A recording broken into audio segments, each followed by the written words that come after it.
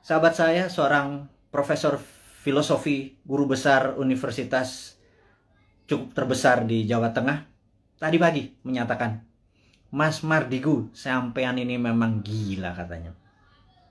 Anda benar-benar mendeklar diri Anda sebagai Westphalian. Saya begitu dikatakan saya sebagai Westphalian ini saya tertawa.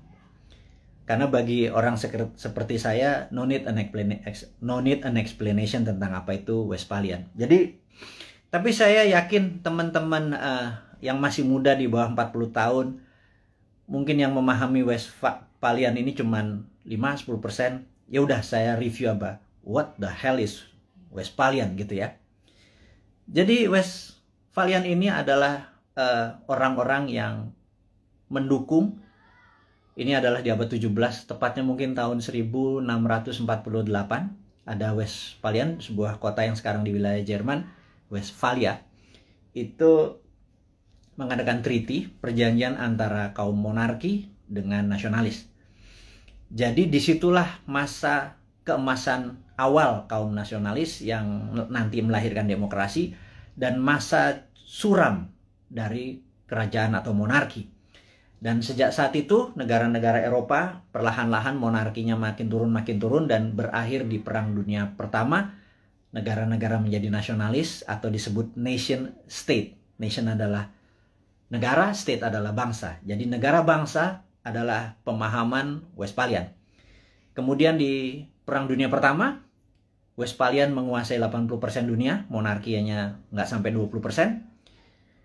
Kemudian di 1945 Perang Dunia Kedua ada 100 negara lahir dan semua adalah Westphalian, sehingga monarki menjadi mengecil. Tapi orang-orang monark ini melakukan memutasi. Mereka menjadi raja-raja seperti Rothschild, Oppenheimer dan lain sebagainya. Ada 13 raja-raja, keluarga raja-raja dalam tanda petik, bukan raja beneran tapi raja ekonomi. Nah, mereka inilah yang mulai menggarap dunia tahun 50-an, 60-an, 70-an terus.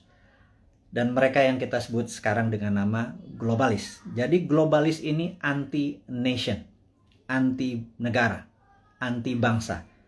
Globalis hanya peduli pada NIK, nomor induk kependudukan. Mereka hanya peduli pada numbers dan sertifikasi. Jadi saya tidak menentang vaksin, saya menentang sertifikasi. Jadi ini jelas ya posisi saya ya. Saya anti sertifikasi, saya anti dimonitor, saya anti diikuti, dibedah. Kita kemana aja, masuk ke mall, keluar mall, masuk ke sini, kita dibedah, kita diikuti dan ada nomor serinya. Itu adalah cita-cita globalis dari dulu. Kita sebagai kaum Westphalian yang nasionalis patriotik, kita menganggap bahwa mereka adalah common enemy atau musuh bersamanya. Dan globalis ini di belakang Tiongkok dan di belakang Amerika dan negara-negara lemah.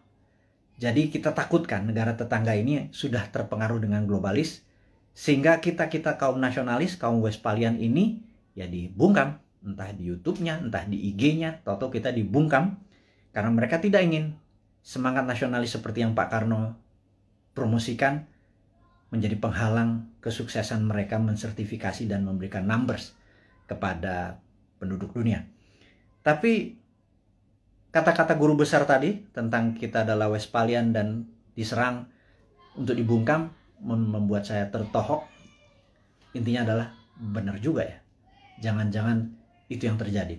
Tapi apapun itu, kedepannya kita akan terus memberikan informasi kepada sahabat semua dimanapun Anda berada, dengan ilmu-ilmu kekinian yang tujuannya adalah Anda di tahun 2024 yang 71% ini, Anda saya minta dengan hormat menentukan apakah Anda mau membuat Indonesia menjadi negara superpower di tahun 2045 atau Anda tetap ingin Indonesia menjadi negara mediocre seperti saat ini di tengah-tengah dan di